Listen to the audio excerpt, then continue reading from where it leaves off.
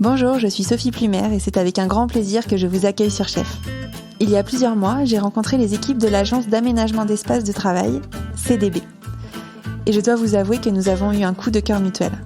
Avec Chef, j'aime dire que je crée des podcasts d'entreprise qui créent du lien. Et chez CDB, ils créent des lieux pour créer du lien en entreprise. Nous avions donc envie de mettre nos passions en commun pour vous parler de lieux, de liens dans un podcast. Nous avons imaginé une série de 3 épisodes pour répondre à une question que nous nous posons tous et toutes. Pourquoi allons-nous au bureau ? Dans ce 2e épisode de la série, je reçois Pascal Riggi, le directeur général de CDB. Pascal nous emmène dans son univers, celui de la connexion aux autres. Mais pas n'importe quelle connexion. Pascal m'a expliqué comment il est possible de faire vivre aux équipes d'une entreprise une expérience unique. Une expérience qui, grâce aux lieux et aux pratiques de management, nous transforme, nous guide et nous nourrit. Avec Pascal, nous avons donc parlé de culture et d'histoire d'entreprise, de confiance et de délégation. Nous avons même fait un détour par le Harris Bar à Paris. Bref, vous l'aurez compris, cet épisode est un voyage dont vous ne ressortirez pas indemne. Avant de lancer l'épisode, j'ai 2 dernières petites choses à vous dire. La première, c'est que vous pouvez retrouver le traditionnel débrief de l'épisode autour de la 22e minute. Et enfin, je glisse quelques informations utiles et complémentaires en commentaire de l'épisode. Pensez à y jeter un œil, ça vaut le détour. Je vous souhaite une très bonne écoute de ma conversation avec Pascal Riggi. Bonjour Pascal. Bonjour Sophie. Bienvenue sur Chef. Merci à toi, merci d'être venu à la rencontre des équipes de CDB. Pascal, tu es le directeur général de CDB. Nous sommes ensemble pour répondre à une question qui est « Pourquoi allons-nous au bureau ?» Avant de rentrer dans le vif du sujet, j'aimerais te connaître un petit peu plus, Pascal. Tu as une formation d'architecte. Et j'aimerais savoir pourquoi tu as fait de la création de lieux ton métier. C'est un livre que j'ai découvert quand j'étais en première année d'architecture. Un livre qui a été écrit par un sociologue qui s'appelle Edward Thiol et qui développait des théories sur la proxémie. Et qui expliquait à quel point un environnement naturel ou bâti pouvait avoir un impact finalement sur des organisations humaines ou les manières de se comporter. Et du coup, je me suis rendu compte qu'effectivement, j'avais un métier qui permettait finalement dans la manière de concevoir, de construire, de designer des environnements spécifiques, allait avoir un impact sur la vie quotidienne des individus et des organisations. C'est comme ça que j'en suis arrivé finalement à évoluer progressivement dans ma pratique vers des environnements de travail qui sont spécifiquement travaillés justement pour une organisation et pour l'amener assez rapidement à ses objectifs. Donc je le disais, dans cette série d'épisodes, on cherche à répondre à la question « Pourquoi allons-nous au bureau ?» Pourquoi c'est une question qu'on doit se poser aujourd'hui ? Pourquoi c'est une question qu'on se pose aujourd'hui ? Parce qu'au moment où il y a eu le confinement, on a réalisé qu'on n'avait pas besoin de bureau. Les organisations fonctionnaient sans bureau. Ouais. Donc aujourd'hui, effectivement, du coup, tout le monde s'est posé la question « Pourquoi est-ce que j'ai encore des bureaux dans mon organisation ?» Certaines entreprises ont intuité qu'elles ne pouvaient pas fonctionner sans leur bureau, pour d'autres raisons, mais qui leur sont propres. D'autres ont dit « Ah bah non, mais c'est super ». Et donc effectivement, ce qui est intéressant pendant cette période-là, c'est qu'on a vu fleurir énormément de cas d'usage, mais spécifiques à chaque entreprise. Donc il y a celles qui ont décidé effectivement qu'elles allaient se séparer de leur bureau et mettre tout le monde en télétravail, voire même tenter des expériences très loin des bases. Il y en a d'autres qui, au contraire, ont fait le choix de se resserrer encore plus, de s'appuyer complètement sur un collectif extrêmement resserré, très présent, qui crée du lien, mais en présentiel, des liens physiques. Et nous, notre métier aujourd'hui, c'est d'essayer de trouver les meilleurs moyens, ou en tout cas les moyens qui s'adaptent le mieux au projet de l'entreprise. Voilà. On n'a pas de dogme sur le sujet, on essaie d'accompagner au mieux les entreprises en fonction de qui elles sont, de leurs problématiques, de leurs objectifs, de leurs ADN, de leur culture. Justement, à l'heure où on parle beaucoup de la grande démission, on parle aussi beaucoup de sens, de mission d'entreprise. Comment est-ce que les bureaux, les lieux de travail, les environnements de travail peuvent donner à voir et à vivre le sens et la mission de l'entreprise ? En fait, en tant qu'humain, on est fait de rituels qu'on construit au quotidien. L'entreprise, à travers ses bureaux, offre un quotidien à ses collaborateurs et permet justement de ritualiser aussi l'ensemble des pratiques dans l'entreprise. Les rituels, ce sont les affichages qu'on peut avoir dans l'entreprise. C'est aussi l'atmosphère dans laquelle on va travailler. Et c'est ce quotidien qui bâtit depuis la création de l'entreprise les cultures d'entreprise. Et qu'on le veuille ou non, la culture d'entreprise, elle existe. Elle ne s'écrit pas uniquement dans les valeurs. C'est quelque chose qui est beaucoup plus profond, qui se traduit dans les comportements, qui se traduit dans la manière de s'habiller, qui se traduit dans les éléments de langage qu'on va partager entre nous, qui sont très spécifiques à chaque entreprise. C'est des choses qui sont un peu diffuses au quotidien et que nous en tant qu'experts, on essaye justement de capter en allant visiter, en allant à la rencontre des équipes, des collaborateurs dans les entreprises. Tu as des exemples de cultures, de valeurs spécifiques qui se traduisent dans certains lieux ? On a l'exemple d'un siège qui est aujourd'hui réputé, qui a fait beaucoup parler de lui. C'était le siège de Danone, qu'on a réalisé, nous, pour les aménagements intérieurs en 2019. Conduite du changement, accompagnement des équipes, conception et après réalisation et installation du mobilier. Clairement, en cours de route, c'est une entreprise qui elle se transformait, elle devenait une entreprise à mission. Et il a fallu finalement injecter aussi dans le projet toutes ces dimensions sociales de l'entreprise, alors même qu'elle avait une culture extrêmement forte. Mais il a fallu renforcer encore davantage, effectivement, toutes ces ambitions et les rendre perceptibles dans le quotidien des collaborateurs, à travers l'atmosphère des lieux, dans la façon dont ils étaient conçus, ce qu'ils devaient exprimer au quotidien, et également dans les équipements qu'on mettait à disposition des collaborateurs, des salles collaboratives, en particulier des salles qui étaient très orientées sur la coopération ou qu'on pouvait utiliser pour différents projets. Il y a tout un tas de nouveaux équipements qui sont nés dans l'entreprise, justement pour l'aider à porter ces nouvelles missions. En quoi l'évolution du bureau aujourd'hui, et l'exemple que tu viens de nous citer avec Danone est un exemple assez parlant, en quoi l'évolution du bureau a fait évoluer ou pas le rôle du manager ? On s'est rendu compte que l'entreprise fonctionnait effectivement sans ses bureaux, mais avec des managers qui n'étaient pas présents au quotidien avec leurs équipes. Et ça a transformé assez radicalement leur rôle. C'était déjà quelque chose qui était en marche par ailleurs. Hein. On est responsabilisé davantage les équipes. On essaie de faire en sorte qu'elles soient beaucoup plus autonomes. Et c'était vrai aussi pour les managers. Et puis là, il y a un fait nouveau, c'est que le manager n'est plus à côté de ses équipes. Et donc, il doit inventer de nouvelles manières de se connecter avec eux, de transmettre aussi de l'information et de renouer le contact avec ses équipes. Tout ça à distance, en ayant plus ce quotidien de vie avec ses équipiers. Ça transforme radicalement, effectivement, la fonction du manager et ça pose un certain nombre de questions sur la manière de manager. Lesquelles ?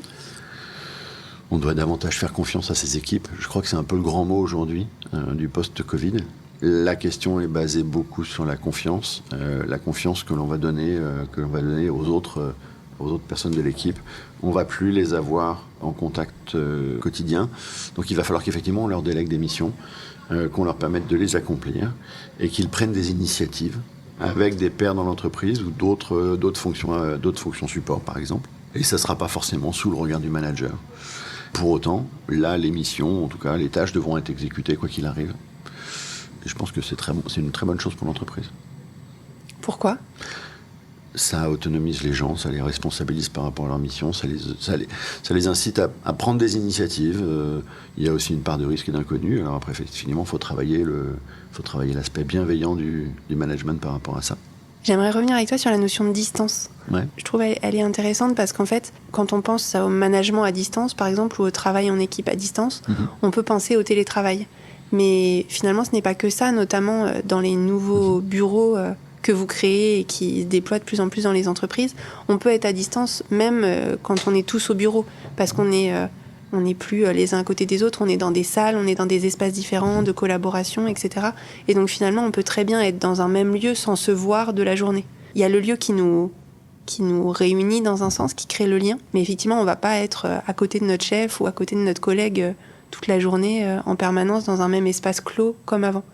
Si tu peux illustrer un peu cette notion de distance, comment elle évolue cette distance avec les évolutions du bureau ? Avant, le bureau, c'était 3 unités, une unité d'action, une unité de temps et une unité de lieu. Aujourd'hui, la difficulté, c'est que l'unité d'action et de temps sont toujours présentes, mais le lieu s'est démultiplié. Et donc, il faut arriver à réconcilier en fait ce schéma-là et au contraire donner des bureaux à plus haute, ce qu'on appelle chez CDB des bureaux à plus haute intensité collaborative et permettre justement de déployer à la fois dans la largeur et la profondeur l'ensemble des actions inhérentes à l'entreprise. Et donc, ça veut dire un renforcement aussi de toute l'infrastructure digitale pour pouvoir collaborer à n'importe quel moment. Ce qui est intéressant avec le bureau, c'est qu'on va créer aussi une dynamique des échanges. Les gens vont se voir au quotidien, vont se croiser, vont enrichir aussi leur environnement interne à l'entreprise, et puis vont trouver ces moments pour se fédérer ensemble, etc., la convivialité.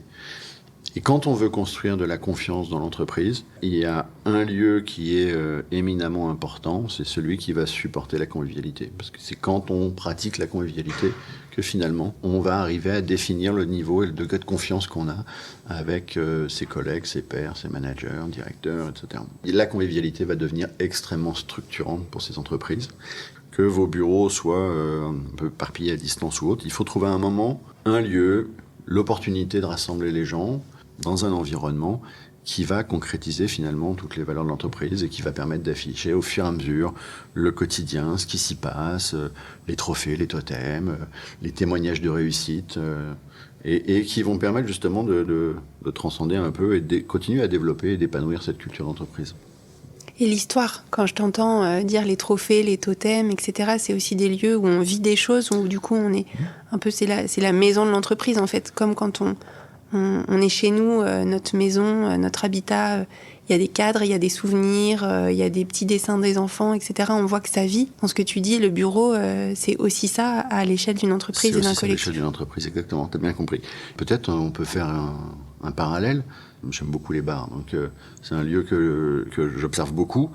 On aime beaucoup ces cafés, ces bars, ces endroits où effectivement la vie d'une personne, le barman ou l'équipe qui est en place, s'affiche sur les murs. Et il y a des endroits comme ça, quand on rentre dedans, on a l'impression de rentrer chez quelqu'un. On rentre dans une atmosphère et tout de suite ça positionne le contexte. On sait exactement comment les choses vont se passer dans la relation qu'on va installer avec les autres. On va savoir tout de suite si c'est friendly, on va tout de suite savoir si au contraire c'est extrêmement feutré, un peu distant, très calme. Et ça, c'est le lieu qui l'inspire. Et il y a toujours ce petit bar de quartier où moi je me souviens par exemple le Harris Bar à Paris. Voilà, où quand on rentre dans le Harris Bar à Paris, les boiseries, tous les fanions qui sont sur les murs et les gens qui sont présents, la façon dont ils sont en train de se déplacer et de se connecter les uns aux autres, donne à voir l'ambiance et la culture du bar, la façon dont ça va se passer. Alors il y a l'architecture d'une part, la décoration, puis après il y a tout ce que les gens rajoutent. Par rapport à ce que tu dis, moi, ça me fait réagir parce que j'ai travaillé dans des entreprises où quand je partais du bureau le soir, je devais pas avoir laissé de traces pour que le lendemain, un collègue, une collègue puisse faire sa place à l'endroit que j'avais occupé la veille. Est-ce que c'est pas un peu contradictoire avec ce que tu viens de dire ? Pour moi, non. C'est toute la nuance qu'il y a dans l'environnement de travail. J'ai effectivement un lieu qui va être dédié à la convivialité et des lieux qui vont être dédiés au collaboratif. Je peux pas tous les régler sur la même. Je peux pas tous fréquence. Les régler sur la même fréquence. Et donc, effectivement, il va falloir que je fasse évoluer, que nous fassions évoluer l'ensemble des configurations de travail pour adapter aussi l'environnement de travail à différents modes de fonctionnement et puis à différentes postures individuelles. Il y a ceux qui vont être très introvertis, il y a ceux qui vont être très extravertis. Et donc, pour ces différentes personnes, il y a dans toute cette gamme de personnalités, des lieux extrêmement différents en fonction de la personne avec qui je suis et du moment que je vais partager. C'est un peu comme quand, on va reprendre l'exemple du restaurant, mais en fonction des moments que j'ai à partager, déjà en fonction de ma personnalité, puis après en fonction des gens que je reçois, je vais choisir un restaurant que j'estime approprié à la nature de l'échange que je vais avoir. Les situations collaboratives, c'est un peu la même chose. Ce que je retiens dans ce que tu dis quand on fait le parallèle entre le bureau, la maison et le bar, c'est qu'en fait, le bureau, c'est pas qu'un seul type d'espace, en fait, c'est plein de types d'espaces différents. J'ai des espaces de convivialité, de collaboration, de travail individuel, au calme, etc. Et en fait, en fonction de qui je suis et de la situation que je dois vivre et le nombre de personnes avec lesquelles je dois collaborer, je vais choisir au mieux mon espace. En fait. Exactement. Et tout ça dans une atmosphère qui me permet de ressentir la culture de l'entreprise et de la faire vivre et d'avoir une homogénéité comme une sorte aussi d'union avec toutes les personnes qui travaillent dans l'entreprise et dans le lieu. Tout à fait. C'est exactement ce qu'on a fait par exemple pour un de nos clients qui s'appelle Tasman. Ils sont passionnés par les voyages, par la musique, et c'est une culture qu'ils partagent entre eux. Et donc, dans leurs environnements de travail, on a publié d'ailleurs un post récemment, c'est la dimension inspirationnelle du voyage. C'est effectivement un lieu qui permet d'accueillir, de recevoir, de jouer de la musique, une grande cuisine dans l'espace de convivialité, l'espace central qui est l'accueil. L'accueil, c'est une cuisine. Voilà. Ça donne juste, en fait, quand on rentre, l'atmosphère et l'esprit de l'entreprise. On sait que, effectivement, je vais rentrer dans un espace qui est le lieu de vie de l'entreprise, avec sa cuisine, ses guitares, sa batterie, une vision très authentique de l'entreprise et de ce qu'elle est, Ouais. dans laquelle les collaborateurs se retrouvent également. Ça, c'est important. Ok. Et est-ce que tu penses que des collaborateurs qui ne partagent pas ou peu, quand même, ce genre de passion, les voyages ou la musique, ou pas autant, peuvent se sentir bien dans ce lieu ? Je crois que c'est justement ce qui est intéressant, c'est que au niveau du recrutement, l'entreprise va pouvoir sans doute aussi, en affirmant son identité, accueillir des gens qui sont en phase ou qui se projettent dans cette identité. Voilà. Et naturellement, des gens, des collaborateurs qui ne se retrouveraient pas dans cette identité préféreront une autre entreprise. J'aimerais revenir avec toi sur l'utilisation des bureaux, des locaux, notamment avec le développement du télétravail. J'observe que dans beaucoup d'entreprises, les collaborateurs viennent un peu tout le temps en même temps, les mêmes jours, on va dire les mardis et les jeudis. Les lundis, mercredis et vendredis, finalement, les locaux sont vides, on croise moins de monde, l'espace de convivialité vit moins. Et donc, du coup, l'expérience collaborateur est beaucoup moins forte, moins puissante. Est-ce que c'est aussi quelque chose que vous observez ? Et comment est-ce qu'en tant qu'entreprise, dirigeant, RH, manager, je peux homogénéiser un peu les temps de présence et l'expérience collaborateur de mes bureaux ? Là encore, il y a plusieurs cas de figure. Il y a l'entreprise qui va laisser les équipes et les collaborateurs s'organiser. Et on va se rendre compte qu'il y a des équipes qui vont se dire, OK, pour les activités collaboratives que je veux faire, ces jours-là, il y a trop de monde présent, et donc l'ensemble des salles de réunion dédiées au travail collaboratif sont toujours prises. Ils ont finalement des difficultés à collaborer. Il y a trop de monde. Donc ils vont préférer des temps plus calmes, où ils ont les salles pour eux, et ils vont pouvoir travailler comme ils le souhaitent. Et donc finalement, c'est soit les équipes et les individus, les collaborateurs qui se réorganisent dans cet espace-temps.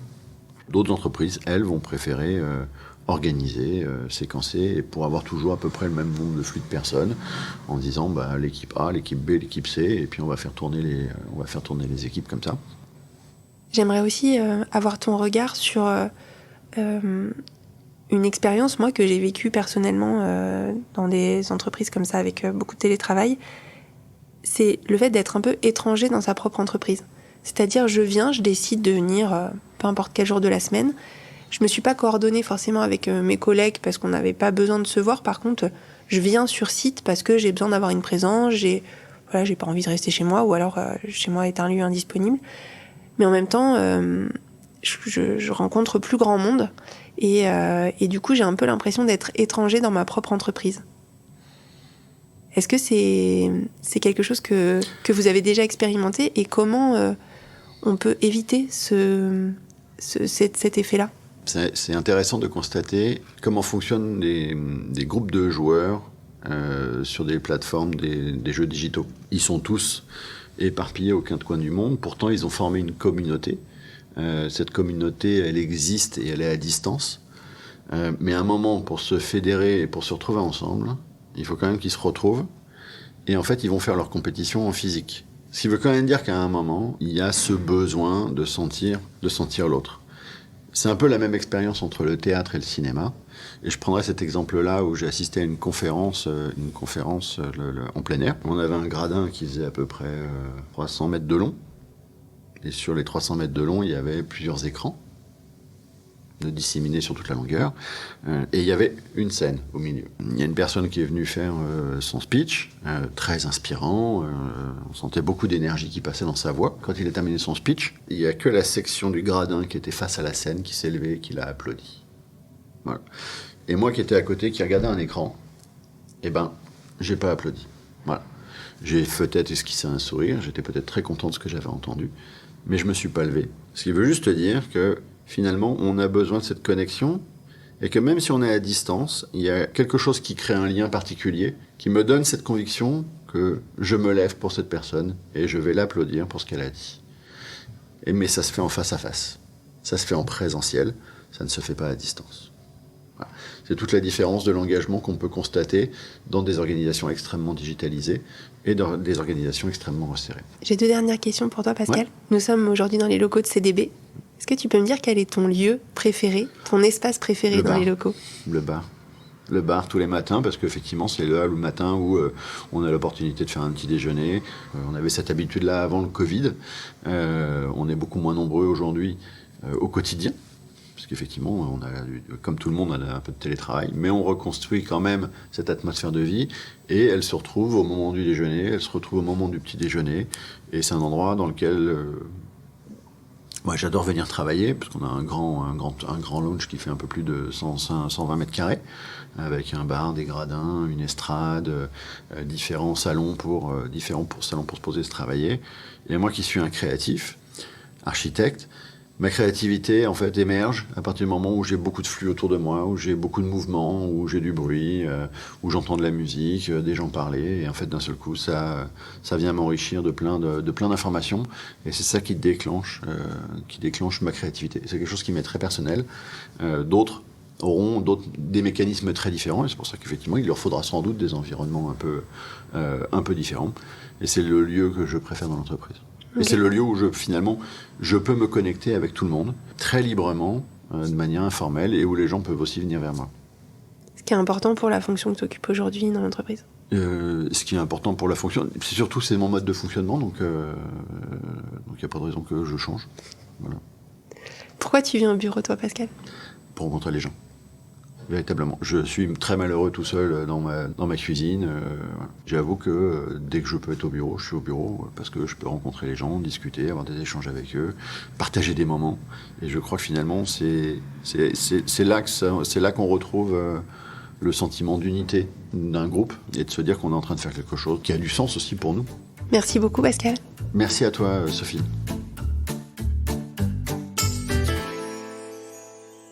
Maintenant, place au débrief de l'épisode. C'est le moment où je vous invite à faire le point sur ce que vous retenez de ma conversation avec Pascal. De mon côté, je retiens 3 réponses clés à la réponse « Pourquoi allons-nous au bureau ?», et j'aurais même envie de compléter « Comment rendre cette venue au bureau incroyable ?» La première réponse, c'est que nous n'avons pas vraiment besoin d'aller au bureau pour travailler ou pour produire, comme disent certains. Mais nous y allons pour vivre une expérience. Cette expérience est un moyen de ressentir la culture d'entreprise, de nous connecter avec ses valeurs, oserais-je même dire à son énergie. La venue au bureau est aussi un moment essentiel pour développer nos sentiments d'appartenance au groupe, pour nous rapprocher de nos collègues et vivre des moments uniques qu'on ne pourrait pas vivre si on était resté chez nous. La question que j'ai envie de vous poser sur cette première idée, c'est comment serait votre expérience au bureau si elle était aussi riche et intense qu'un verre dans votre bar préféré ? Le deuxième élément que je retiens de ma conversation avec Pascal, c'est la manière dont nos pratiques de management évoluent dans les nouveaux espaces de travail. Nous devons développer plus de confiance et laisser plus d'autonomie à nos équipes. Pour cela, il y a 2 prérequis. D'abord, accepter le droit à l'erreur et la prise de risque, et ensuite développer des moments forts de convivialité. J'aime quand Pascal dit « la convivialité devient une pratique structurante en entreprise ». Enfin, pour que tout cela soit possible, il faut bien sûr travailler nos espaces de travail et surtout savoir comment les utiliser. Pascal parlait de bureaux à haute intensité collaborative, avec des espaces divers et très adaptés aux différentes situations de travail. Il faut savoir choisir ces différents espaces à bon escient en fonction de la situation que je suis amenée à vivre, aussi de ma personnalité, du nombre de personnes avec lesquelles je dois travailler. Je découvre avec un grand intérêt que ce choix des espaces de travail devient une nouvelle compétence que nous devons développer en tant que manager, en tant que chef. Et mon petit doigt me dit que les équipes de CDB savent très très bien accompagner leurs clients en ce sens. Voilà, si cet épisode vous a plu et que vous avez envie de creuser encore la question de la vie dans vos bureaux, Pascal et ses équipes seront ravis de vous y aider. Je glisse toutes les informations utiles en commentaire. Je vous invite à jeter un œil à la galerie des bureaux créés par CDB. Ça vaut vraiment le détour. Je vous donne rendez-vous jeudi prochain pour un nouvel épisode. D'ici là, portez-vous bien.